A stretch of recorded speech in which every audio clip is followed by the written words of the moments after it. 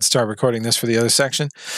There should be the nice to meme you quiz. There are no wrong answers to this quiz. It's purely for me to get a feel for the class's general level of knowledge. It's always a pretty wide mix, but I figure one of these times I'll roll the dice and I'll get all people who are very new to the subject or all veterans and adjust the class accordingly. But since I almost always have a mix, I teach to the beginner, and then there's a lot of content for more advanced students. And assuming we ever get to do some labs in person, you veterans who've already built your own PCs and already understand this material and could take the final today, I'll give you bonus points and make it much easier for you to pass for helping the other students. So being a benefit all the time is good for you. Okay, so the first quiz, no wrong answers. The other quiz that should have posted about 5 minutes ago does have possible wrong answers, and the points that you get on it do matter, although on most of the quizzes, I let you guys take them twice because I'm super soft cupcake professor. So without further ado, let's start on our first basic concept lecture in computer hardware. And I pulled up these slides the other week to update them for this year, see if I wanted to add some new stuff. And mostly just the memes were out of date. Last year at this time when I was teaching hardware, this is what we were primarily worried about, was Sony destroying the Spider-Man franchise. Oh, how times have changed. So circumstances are a little more dire now. And let's get into, we got to go through some basics. So this will seem very basic to those of you, like I said, that have already had a similar course or have already just done this stuff on your own time. But in this bit, we're going to talk about the roles of the technician, because there's a bunch, the method you use to do your job, parts and ports. We got to get some basic terminology down. And in the computer world, there's a lot of argument about what to call things. The jargon is not always the same. Jargon, lingo, we even have multiple words for things we have multiple words for. So it's most important that you understand what an individual part does. The power supply makes power. You can call it a PSU, you can call it a power supply. Doesn't matter as long as you understand what it does and how to connect it to the computer. We'll talk about the evolution, how this stuff is changing, because really this class, by the time I'm done teaching it and you've got your grade, it's obsolete. The most important thing for you to draw from this class is the basic principles of how these parts work together and an ability to self-educate and self-update, because this is just one of those things. This isn't ancient Greek literature where new discoveries are rare and you basically just teach everything we know. In the computer world, everything changes week to week. And one of the skills you develop as a technician in this field is constant self-education. You need it. And sometimes your work will send you to conferences and buy you subscriptions to online learning or send you off to college for another degree, but that's rare. Most of the time you're on your own and they expect you to show up very sharp, knowing a lot of things. Also, normally we would meet the lab. Can't do that because the lab may be on fire. Who knows? My background is around 20 years of desktop support. I started when I was 18, a little over 40 now. And I've been unjamming printers, resetting passwords, tearing apart and rebuilding computers for 20 plus years. I've been doing it so long they get sick of me doing it, and now they make me hire and train other people to do it. And then I make sure that they do it. And if they don't do it, I get mad at them, big mad. That's my whole job. So I have a lot of experience with this particular topic, which is why Rob was able to rope me into doing it. It's his idea. If you hate me, it's his fault. But the divisions in an IT department, some of you are probably studying systems, some of you are probably in security, some of you are in maybe networking.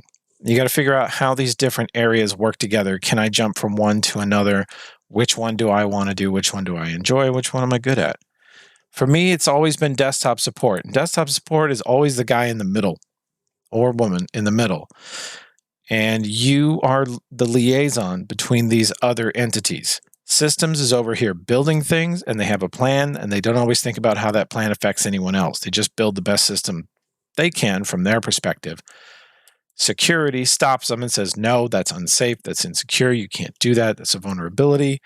And then over here, network engineering just wants everybody to get along. They're trying to get the most stable, fastest, most reliable network possible, and all these other concerns don't really affect them. Into this mix walks the customer, who pretty much destroys everybody's plan and makes you rethink it a couple of times before you get to the finish line.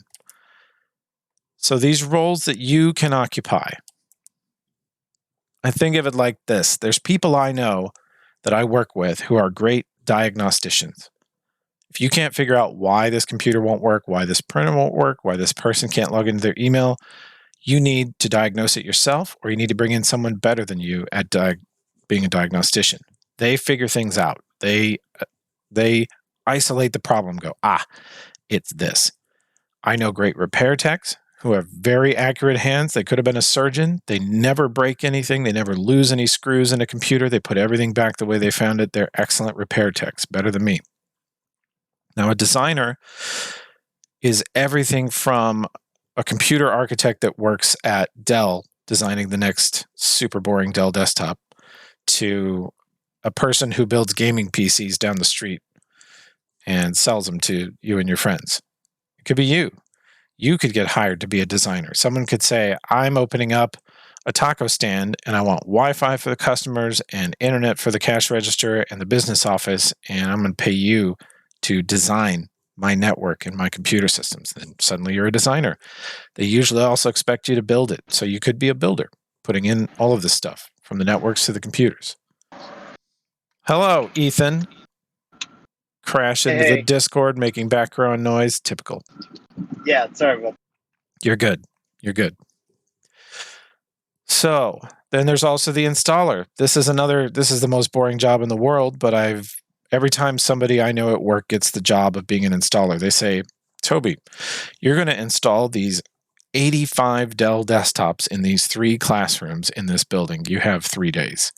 Well, that sucks. That's a ton of unboxing, unwrapping, setting up, making sure Windows is set up on all of them, maybe imaging all of them so they're exactly the same, like copying one setup to all of them. So we usually call everybody, order pizza, and we just attack it like an army of ants, like 7 or 8 of us unbox in various stages, and we'll do this in a couple of hours because we all hate it, but then we all hate it together, saying it's a team thing. Administrator is kind of more like what my bosses do. They don't ever do anything directly, but you need to be good at this because what the administrator does is go, okay, we need a diagnostician, we need 2 repair techs, we need 1 designer, we need 5 builders, 10 installers, we need 85 Dell PCs, we need 170 monitors because each one has to have 2 monitors, and then we need this much Ethernet cable, like a good network administrator, system administrator, anything like that. They're going to amaze you if they're good at their job because they're going to think of problems before they happen and prepare for them. And you're going to go, holy crap, we're out of such and such. And they'll go, no, we're not. We have another box right over here. That's administrator. So they kind of have to understand all these other jobs. And it's good if they've had a mix of experience before they get there. Okay. Investigative method is extremely important. The way you come at a problem. In almost all of these jobs, networking, they're going to be like, the Wi-Fi is down, only in this one hallway. Nobody knows why.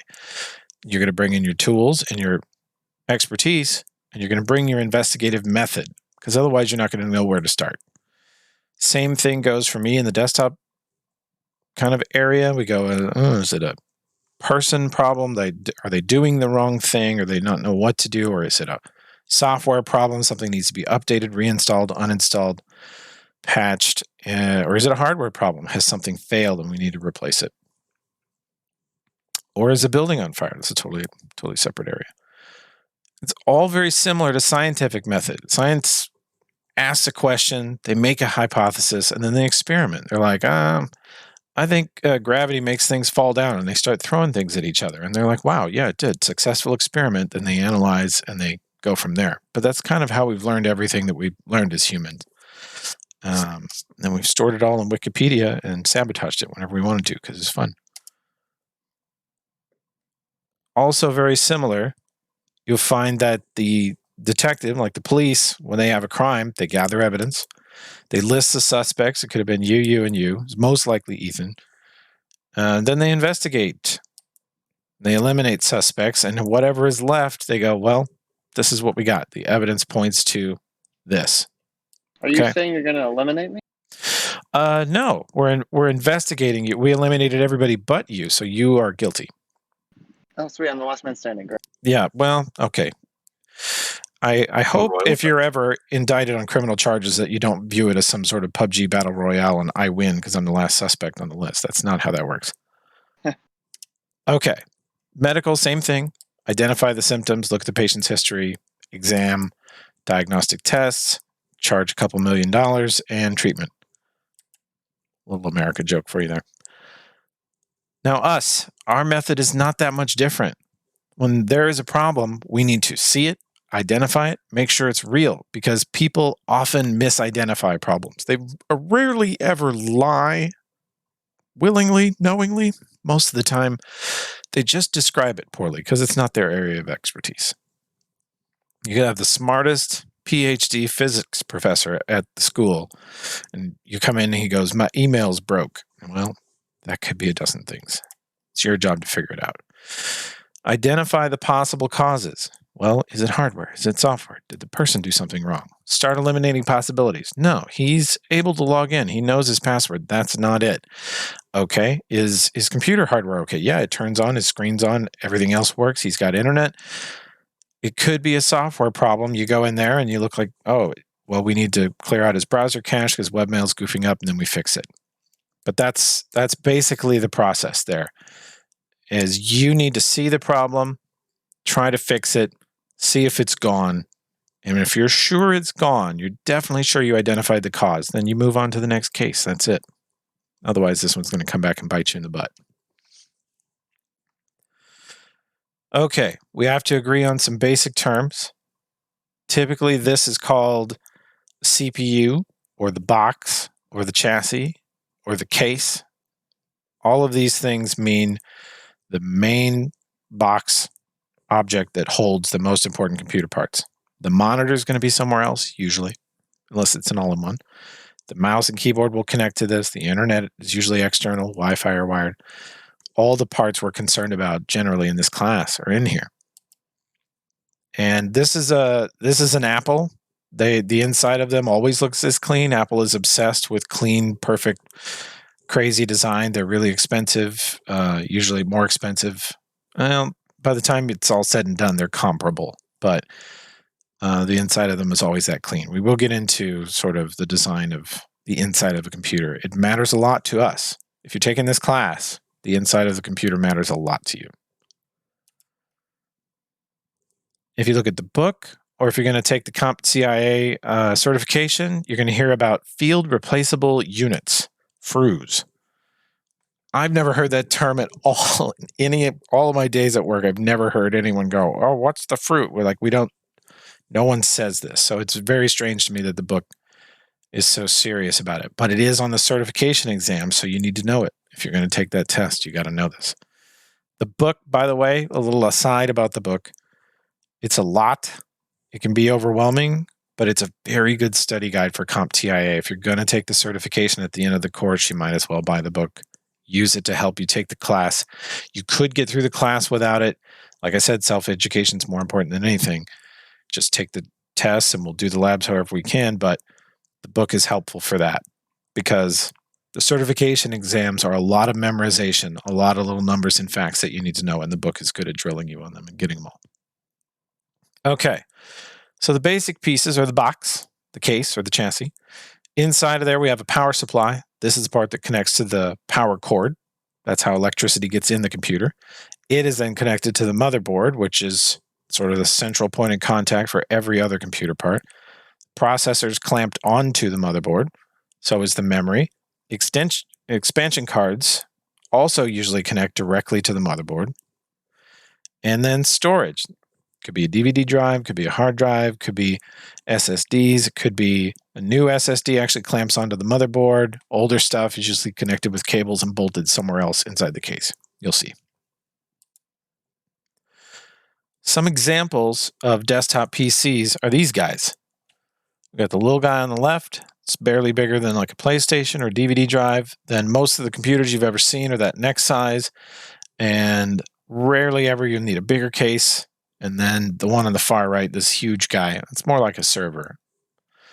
Does anybody know what these are called? They each have a particular name. Anyone at all? Is there one of them called a micro? Yeah, that's a mini. There's a mini. There's also a micro that are this size. What do we call the next one up? The kind of standard. Is it a mid ATX? There's the micro. Micro. Yeah, actually, I was eyeballing it wrong. That is the micro. That is smaller than I think it is. And then this is the mid. Most computers are mid towers. See? Correct. I fooled myself. Great slide. And then a full tower is just a gigantic thing. It makes a ton of noise. Usually has a lot of fans. The motherboards that go with them, as you guys just isolated, are the mini, the micro, the standard ATX. It's the most common size typically. And then eATX is kind of special purpose. We'll get into that. Does anybody know some other terms for motherboard?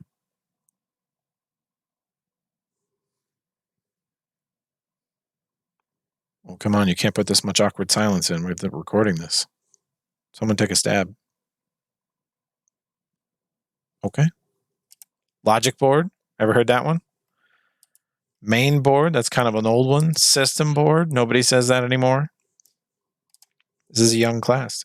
Okay, I thought I was being funny here. Yeah, those are all wrong. But logic board is a common one. In fact, everything in an Apple, if you ever work in a place that handles Macs, they're going to call it a logic board, or sometimes they'll call this a main board. Second, they have wacky names for what PCs almost always call motherboard. And here it is, the guts. You can see we've got the motherboard here. Our power supply in this unit happens to be up high, up here. Power cord comes in the back, and these power cables come out. They go straight to the motherboard to give it power. They run out. This is probably a DVD drive up here in the top, and the hard drive is down here. This is the storage. So the power supply brings power to everybody individually. Everybody gets their own little power line.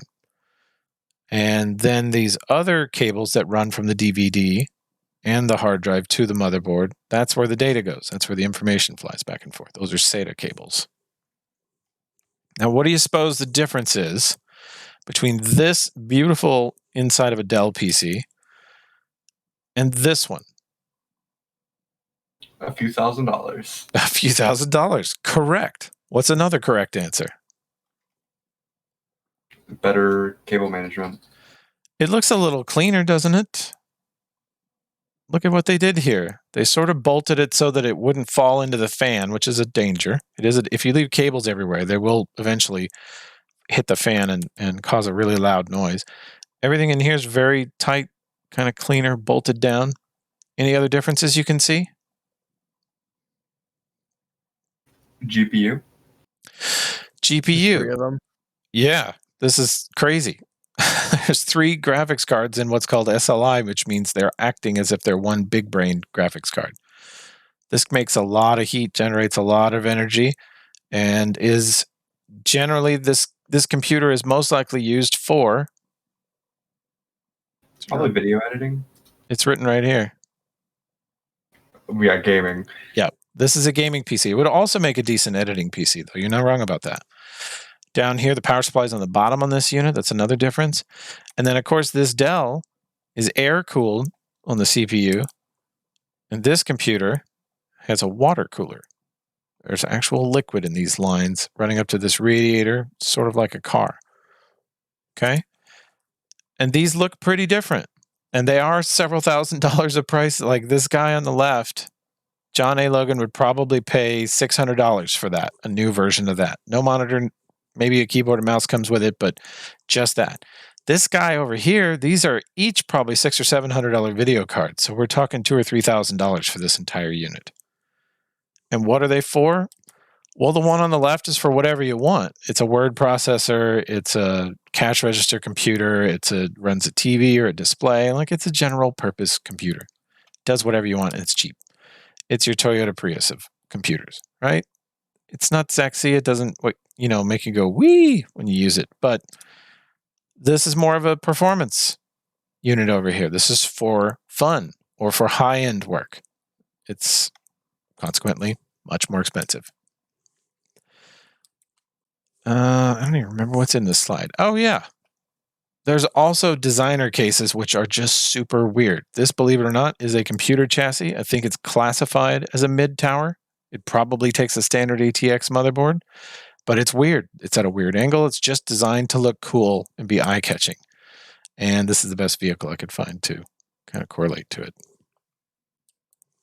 Now, the motherboards from these two computers are very different. You can tell this guy on the left, typically serious business motherboards are very often boring green. For whatever reason, that color was decided upon, and that's what Dell does. Most of their motherboards are this color. And then in the gaming world, any color's possible. Black, white, red, blue, doesn't matter. It has these... RGB.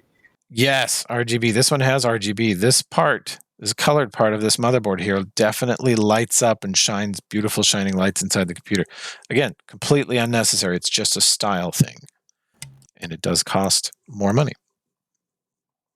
Now this is the BIOS.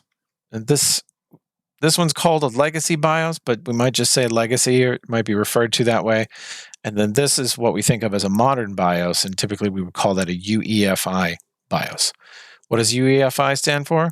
I don't know. I've never needed to know, and I don't care. But you could look it up if you ever want to know what little acronyms mean. They've never really mattered much to the actual job. As long as you understand what they mean. The UEFI is a different way of booting.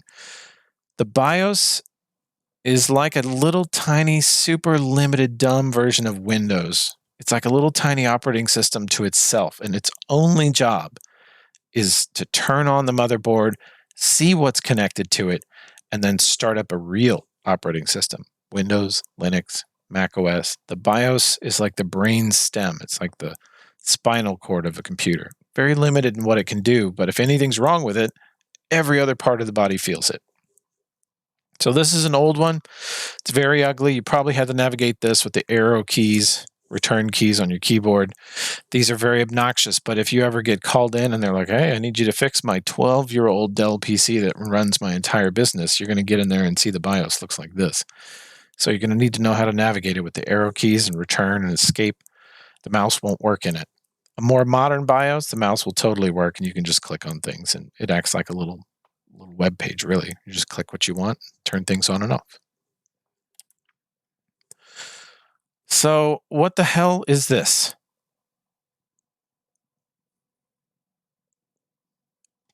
Any guesses? Guess right and you get 1 million space bucks. I have no idea. Above my pay grade. I have no idea. iMac motherboard. Very close. You get 500,000 space bucks. This is an Apple motherboard or a main board, okay? And it goes in, you can tell, like what made you think of iMac? Aren't the two large openings for speakers? In this case, no. I think they're for fans. Let's take a look. Yeah, this goes in a MacBook, and you see it has 2 fans to cool it, and those holes are to make room for that. But you see, when it comes to laptops, you can't standardize and say, oh, it takes an ATX motherboard. You're like, well, we are cramming so much crap inside this tiny amount of space that we need to specially design every part to be a wacky shape to make it fit. Almost no two laptops have interchangeable motherboards. They're all very different. You know, if you get a Dell Latitude 3500, 3400, maybe it fits if they're very close, but they're always very specialized to the machine. Makes them more expensive to replace. But that's basically what this looks like. That's what it looks like installed. And you put the cover back on and you have a laptop. But that's all. That's so it can fit in this tiny, very thin enclosure. And it's not just Apple that does this. Sony has a line that's also ultra thin. Dell now has an ultra thin line. No matter what sort of PC shop you might work in or business you might work for, or corporation you might be supporting, you might see something like this. So be ready for weird motherboards. What are we looking at here? What is this person doing? Any guesses? Putting a CPU fan on? Yeah, that is a CPU fan. This is the CPU down here. It's the processor. This is like the main brain of the computer, the prefrontal cortex. This does all the high thinking, heavy lifting. Offload some of it to a graphics card if you're video editing or playing a video game, but does most of the work, generates most of the heat too. A lot of electricity flows through here. The faster the processor, usually the more heat and electricity it takes to run it. So this thing sucks the heat out into this heatsink. It just transfers it. Like the processor gets hot, it's touching the heatsink normally. Then the heatsink gets hot. Well, the fan pulls air through the side and shoots it away from the CPU, cools it down. That's the basic principle. It's a very simple air cooler on most computers you will ever see, is a simple air cooling system like this. Water cool is, well, there's no other word for it. It's cooler, it looks neater, and it's better for a while. Over long periods of time, if you're playing a video game for 4 or 5 hours, which I'm sure no one's ever played Skyrim for 6 hours straight, that would be unhealthy. But eventually water heats up. The liquid takes longer to heat up, but eventually it does. So after hours of sustained use, the advantage of water cooling kind of disappears. But they do stay cooler for longer when you first fire them up. Okay, here's some examples of processors. You've got a i7, very popular from Intel, probably their most popular chip. This and the i5, which is a more affordable version, a little less powerful, generates a little less heat, takes a little less electricity. The i3 is garbage. It should just be abolished. No one should ever buy one of these. It'd be like buying a one-cylinder engine for a 4-door car. You'd just regret it forever. And then AMD's Ryzen line's pretty good. They're cheaper for the power you get, and there's really not many downsides to them.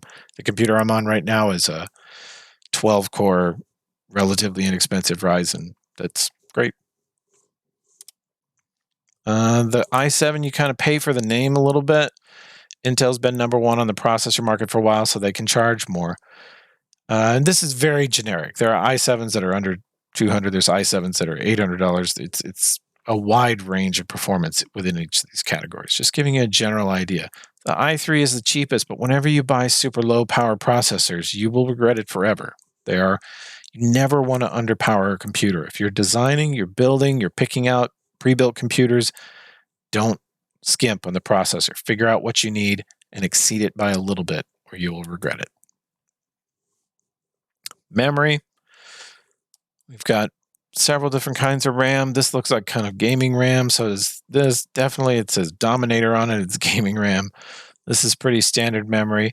This is just temporary storage for the processor. Processors can crunch a lot of numbers quickly, but they don't really have any storage space on them to speak of. They have very little. So RAM gives them a temporary place, like I'm working on this, set this down for a second, crunch this number, come back to it. The RAM it's like their desk. It's everything they need close at hand. And this over here, this little guy, why is this one different shape and shorter? Any ideas?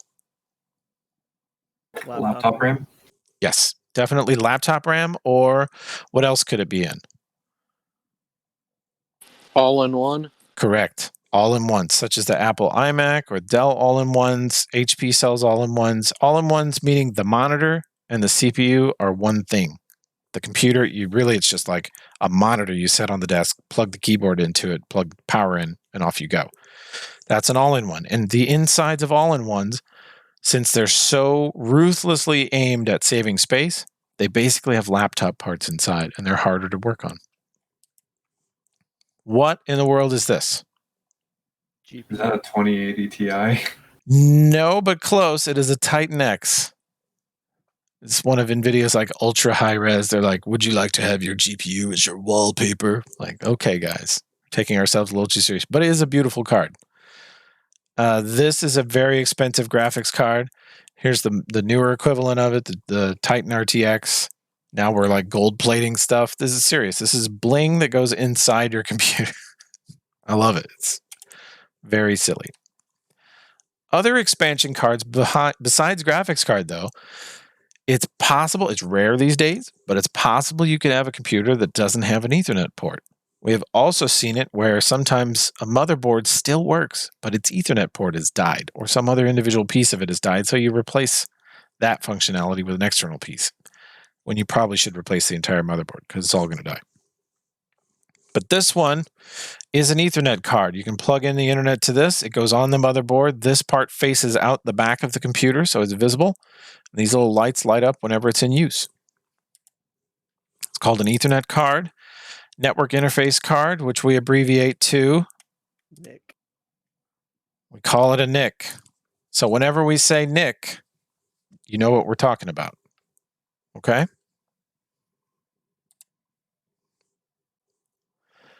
What's this one? USBs. Yeah. If your computer doesn't have enough USB ports, but you have a slot available for an expansion card, you can add some USB ports to your computer. How convenient. What's our guess at this guy? Wi-Fi. Yeah. You can tell by the antennas. The antennas, yeah. These improve reception. So if you need to add wireless internet to a computer, you add one of these to it. Pretty cheap. Pretty cool. This is another one. This has an external antenna, connects with these cables. Then your cat chews through these cables. It's useless, and you can't find this on Amazon. You throw the whole thing in the trash. This is a sound card. Not seen too often anymore. Just not really necessary because the default sound card that comes in PCs got so good that specialized sound cards just weren't that needed anymore. What is this thing? It's an Elgato video recorder. It is. What does it do? You can see down here it has an in and an out. What this does is captures video.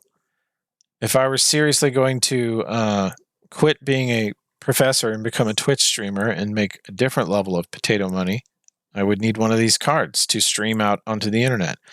I would take whatever I'm doing from a camera or a computer or a video game or a Nintendo Switch, whatever, PlayStation, and run it to the in port, and then the out port allows me to still watch through a monitor or some other external device. But this inputs video. It's called a capture card. And pretty much all the serious streamers that you've ever seen on Twitch or online, or even on some of your YouTubers, probably have capture cards connected to computers, cameras, whatever, so that they can record what they're doing. It's just a normal part of the online streamer experience at this point. Oh yeah, this slide should have been earlier. Graphics card, also called video card, also called GPU. Again, 3 different terms that mean the same thing. What does it do? It plugs into the motherboard. The monitor plugs into the back of it in one of these ports. That's it. This is what powers your monitor, gives you your visual display. That's what a graphics card does. And a computer doesn't necessarily need a separate one if you're not going to play video games or do anything like that. The ones that are built into motherboards are usually strong enough. Here's a power supply out of the case. You can see it's got lots of modular connections. This is a nice one, because that way you don't have to put any cables in the computer that you don't have to, and it's less cluttered. We sometimes call power supply a PSU. Here's what they look like when you unbox them. You get the actual PSU, the actual power supply, and then a bunch of extra cables. And you think, okay, let's see, I need one of these because I have a hard drive. I need one of these because I have a graphics card. And then this one, which is not detachable because they know you're going to need it, goes to the motherboard. So that's it. One of these and one of these. And the rest of these I put in a drawer somewhere and forget where they are. Cable management we discussed a little bit earlier. Can you think of why this is so important? You don't want it going into your CPU fan. Also, you want to look pretty. You want to look pretty, and you don't want it to go into the fan. But you also need to think about other people.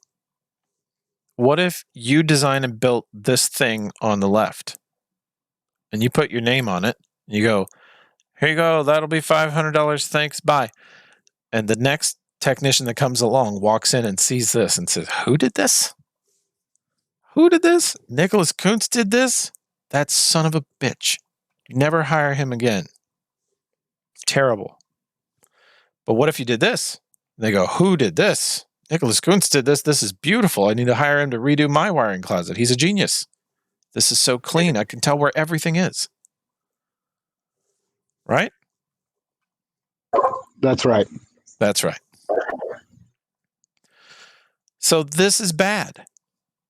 If you built this PC, you have kind of left a mess here. There's plenty of cables that could get caught in fans. It looks like one of the fans is just sitting on top of the computer for some reason. It should be bolted to the inside top. This is the disaster. This, on the other hand, very nice. See, we have a single graphics card here. This is a more tame PC. Still has a half-size water cooler radiator. It looks pretty slick. And there's plenty of cables here. There's all the same cables here that were on the previous one. It's just they're all tied together, organized, channeled. And so either future you or whatever other technician has to fix the stuff you build, they will appreciate you. And you just kind of have to pay it forward. And when someone calls you in and says, will you fix my computer? And you walk in and you see this inside, it makes your job easier. It makes everything better for you.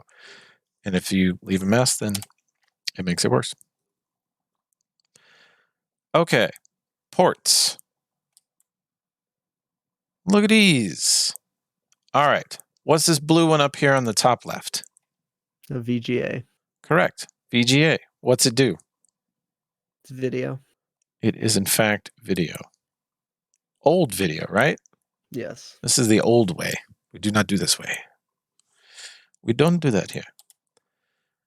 It stands for Video Graphics Array. That doesn't matter, and I probably won't ever quiz you on it, although it's on cert exam stuff. Let's see. What's this guy down here at the bottom left? DVI. DVI, correct. This is slightly newer iteration of this guy. It's digital video interface. Did it improve quality? Not to any extent that anyone could ever notice, but it did cost us more money to switch ports. It stands for digital video. What's this one over here?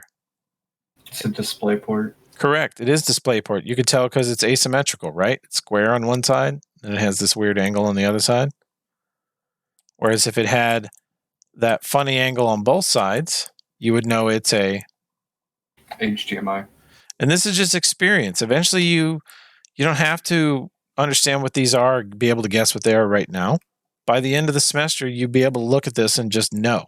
You'll just know. Your brain will have absorbed it. So these are pretty clear. The middle one's labeled. What's this long one on the left, though? SD card. Yeah, it's some kind of SD card, right? I always forget which ones are which. But this allows you, like many cameras use an SD card, video cameras, still cameras, DSLRs, and they take really high resolution photos. You take out the SD card, you can slip it straight into the side of your computer and access those files right away. HDMI, obviously. This last one's USB, the old style USB. Okay, from the left, you can tell by the icon that that's headphones, right? This is probably another SD card. Then this one has 4 USB 3.0 ports. 2 of these weird little Thunderbolt guys. You don't see those too often. They can do video, they can do hard drives, they can do a lot of different things. Then, of course, Ethernet. This is the back of a typical iMac. This is a digital format for audio. You don't see this too often either. The sound card, oops, back up one, sir. The sound card that uses these is pretty rare these days. Most motherboards don't have this anymore. It never really caught on to the extent that they needed because everyone's like, it's good enough with the built-in sound card and some headphones. It's fine. I don't need it. All right, this is that Thunderbolt port again, and it's also mini display. DisplayPort, remember, was the asymmetrical port when it's full size. Well, it becomes this lovely little shape when it's a mini port. And these are actually the same port, but because companies are butt heads, they each have to name it something else. Like Apple insists on calling this Thunderbolt 2. Dell insists on calling it mini DisplayPort. They are the same port, and they're actually compatible. USB, when it first came out, we knew it as this connection, the one that you have 50% chance of connecting it right, and you always get it wrong. And then this probably connects to a printer, but on the other end, it looks more like these original USB ports. Then USB 3, this is the part that connects to the printer or the device or the hard drive or whatever it is. And then it still has one of these at the other end. And nowadays we have ditched all this crap. USB-C, it looks like this on both ends. It's faster, carries more power. It's just better. It's going to take us a while to adapt everything to this. So that's kind of a pain. But that's part of the evolution of hardware. It changes, and you got to change with it. 1 second, I may be about to die of thirst.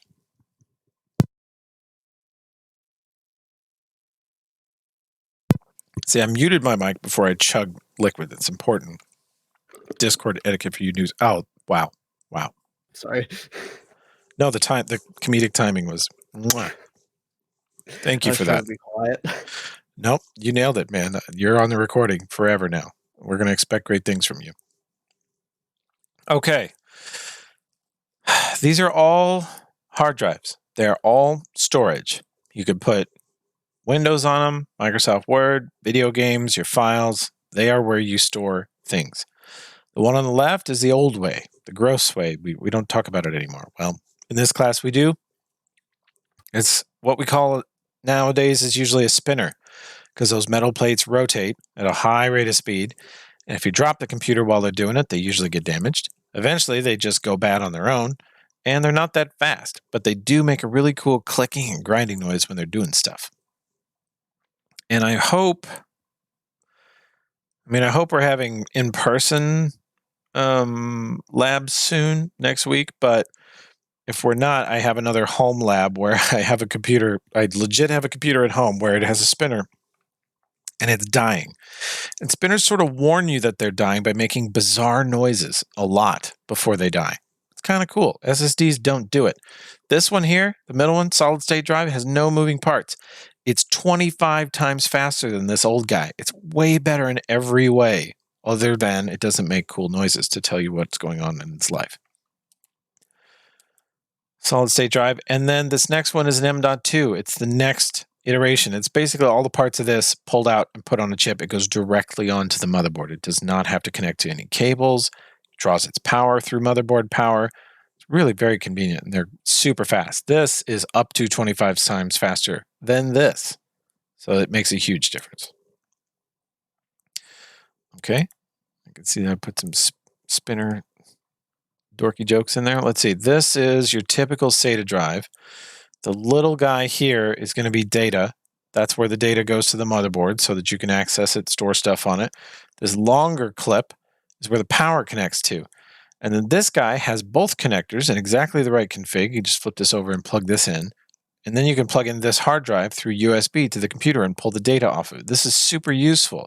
When a customer goes, oh, my house got struck by lightning, or my cat pushed my computer into the pool, just stuff that happens to everybody, everyday people. And you're like, okay, I pull out the hard drive. Got it. I connect it to this adapter. Got it. I connect this to my laptop and I pull their files off, give them their files, and go, that'll be $200. Easy.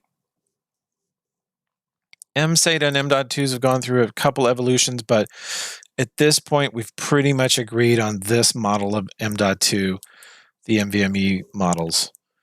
Oh, yeah. And that's basically the end of this lecture.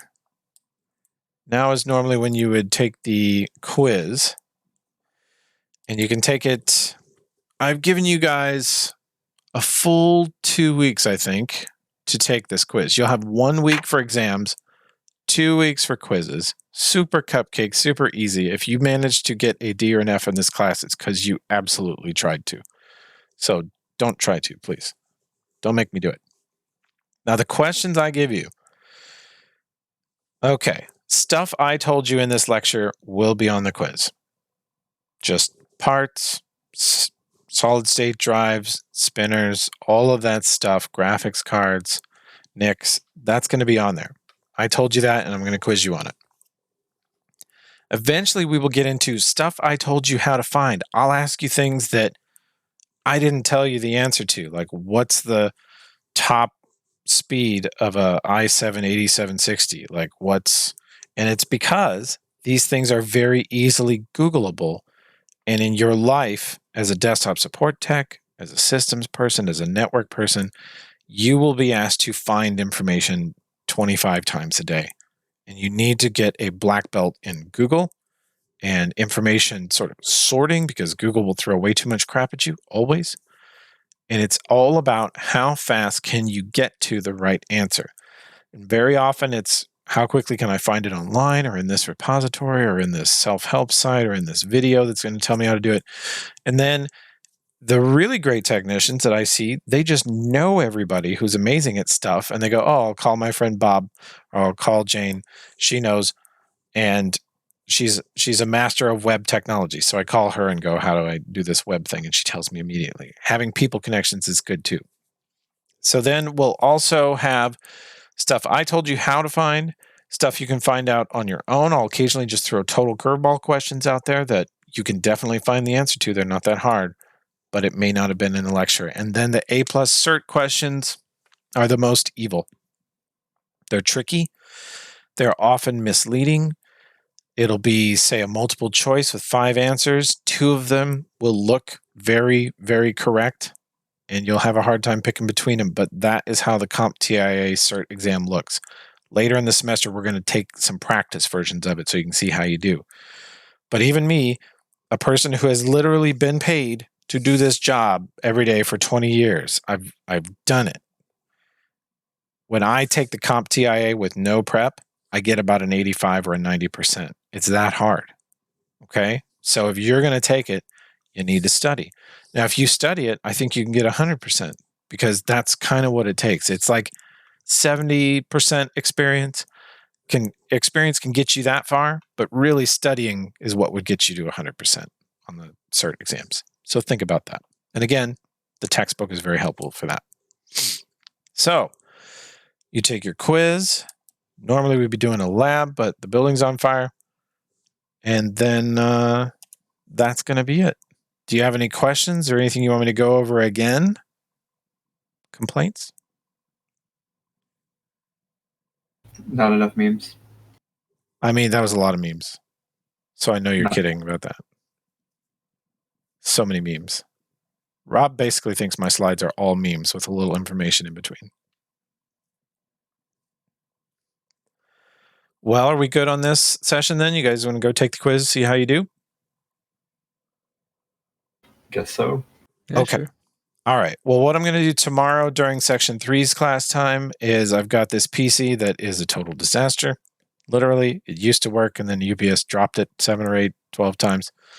And I'm going to sit here and pull parts out of it, put them in other computers until I can figure out which parts are still good and which parts UPS ruined, so that the owner can try to make a insurance claim on all of it.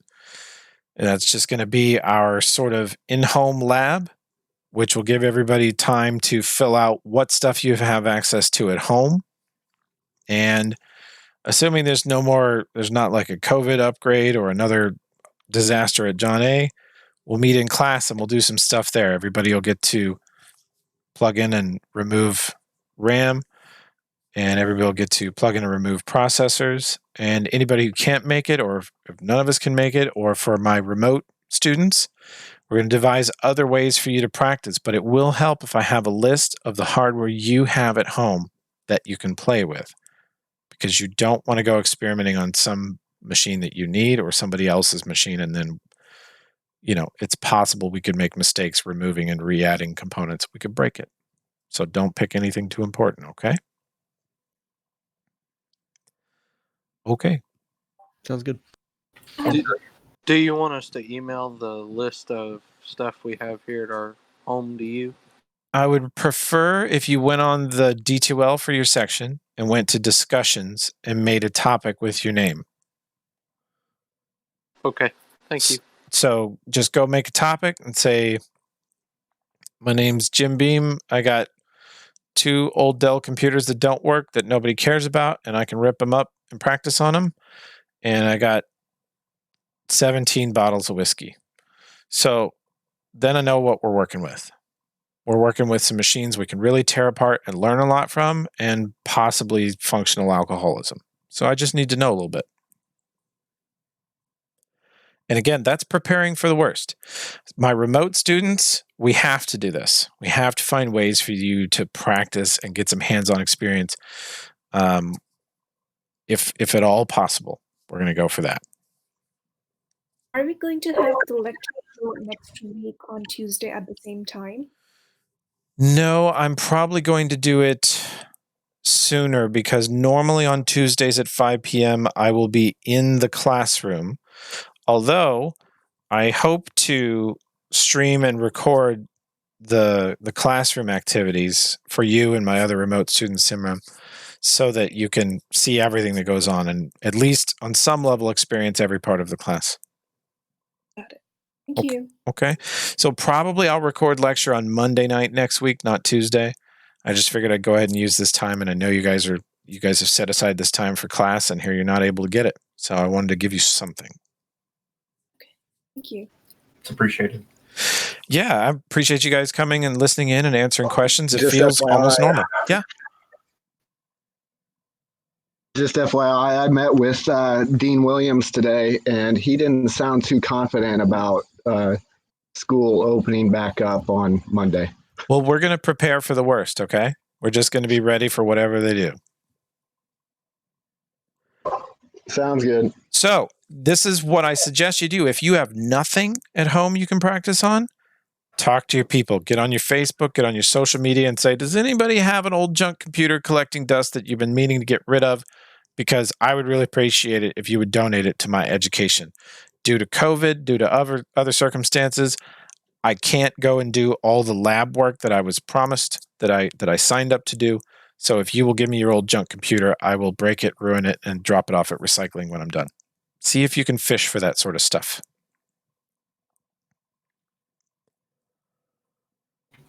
Alrighty. I don't want any of you to necessarily go dumpster diving. I don't really, I can't encourage anything dangerous or weird. Okay? So be careful. Okay. Well, thanks. Thanks everybody for coming, and I'll talk to you again soon. Sounds good. You have a great night. You too. Bye. Have a good one. I sent you a message. Yeah. It's just a stupid question. Oh, on Discord? Let me look. The mic I'm using is currently a headset mic. Normally I would use a nice desktop mic, but I didn't want any feedback or wacky stuff, so I'm using this headset is the Logitech G Pro X. Awesome. Thank you. Does it sound all right? Oh, it sounds great. That's what I was asking. It's kind of amazing for a headset mic, isn't it? It sounds like a podcasting mic or something. Yeah, it's really clean. It is, at least according to reviews, the nicest headset mic that exists. And it's because of Logitech bundled this certain software to it. It connects to a little USB doodad that actually is where all the magic happens. And then the headset seems pretty normal. It's pretty comfortable. Sound quality is good. It was about $120, so it's like medium expensive, but it's definitely the best headset I've ever owned. And I've had many people comment on the microphone. They all think I'm on a streamer mic, like a boom mic that's an inch from my face. I'm not. I have a boom mic in my face, and it's just, yeah. Well, you sound good. You sound very clear, very easy to understand. There's not much background, but especially if you have background noise, this headset is amazing. It's really worth. I mean, $120 is a lot for a headset, but it's very, very good. You pay for the quality. You do. Well, thank you very much. Have a good day. Cool. See you next time. See you next time. Bye.